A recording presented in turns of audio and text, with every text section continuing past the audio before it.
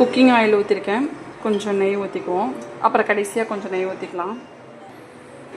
Next கறி மசாலா போட்டுக்கலாம்.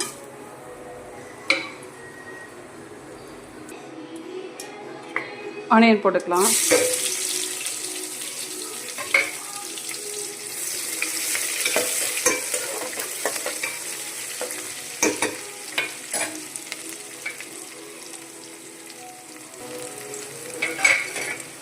அடுத்து புதினா கொத்தமல்லி.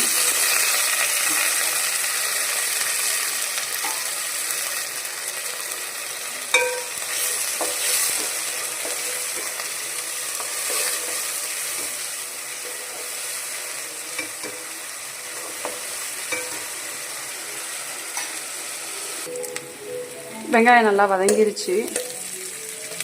நெக்ஸ்ட்டு நம்ம தக்காளி போட்டுக்கலாம்.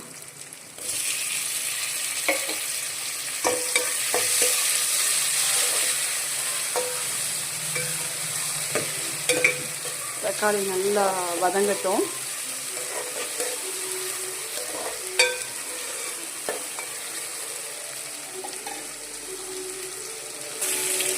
வெங்காயம் தக்காளி நல்லா வதங்கிடுச்சு.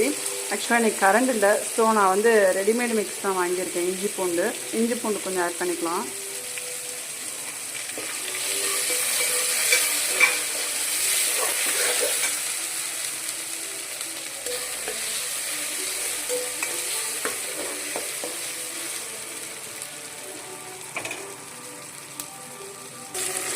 இஞ்சி பூண்டு வாசனை போயிடுச்சு, பச்சை வாடை போயிடுச்சு. அடுத்து நம்ம சிக்கன் ஆட் பண்ணிக்கலாம். ஆட் பண்ணிட்டு நல்லா மிக்ஸ் பண்ணி விட்டுக்கலாம்.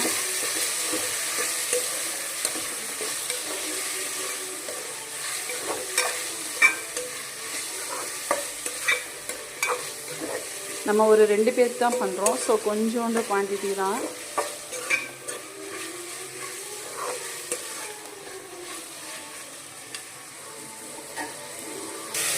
பிரியாணிக்கு தேவையான மசாலா சேர்த்துக்கலாம். கொஞ்சோண்டு பிரியாணி பொடி,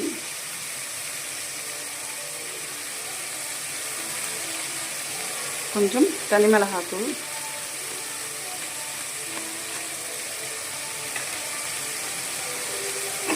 அவ்வளோதான்.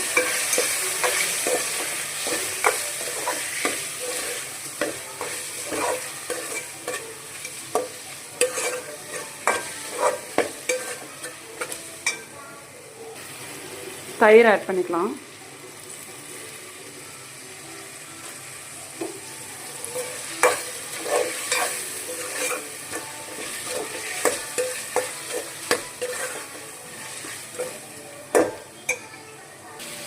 இப்போ ஓரளவு நல்லா வெந்துருச்சு. தேவையான அளவு உப்பு போட்டுக்கலாம்.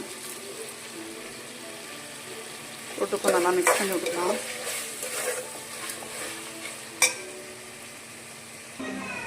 ரெண்டு டம்ளர் அரிசி போட்டு, சீரக சம்பா அரிசி போட்டு ஆல்ரெடி 1/2 அன் ஹவர் ஊறிட்டுருக்கு. ஓரளவு எல்லாம் குக் ஆகிடுச்சு. இப்போ தேவையான தண்ணி ஊற்றிக்கலாம். 1க்கு 1.5 தண்ணி.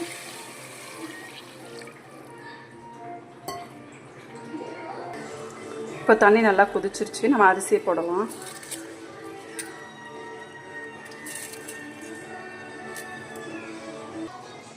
அவ்வளோதான், நல்லா கொதிச்சிருச்சு. இப்போ நம்ம இதை அப்படியே லைட்டாக லோ ஃப்ளேமில் வச்சு நம்ம தம்மில் போட்டுடலாம். அவ்வளோதான், லோ ஃப்ளேமில் தம்மில் இருக்குது. இல்லை 15 மினிட்ஸ் வெயிட் பண்ணி ஓப்பன் பண்ணலாம். பிரியாணி தம்லேருந்து எடுத்தாச்சு.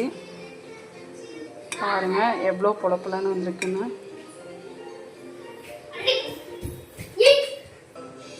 நல்லா எடுத்தாச்சு. நல்லா பொலப்பொலன்னு வந்திருக்கு பாருங்கள்.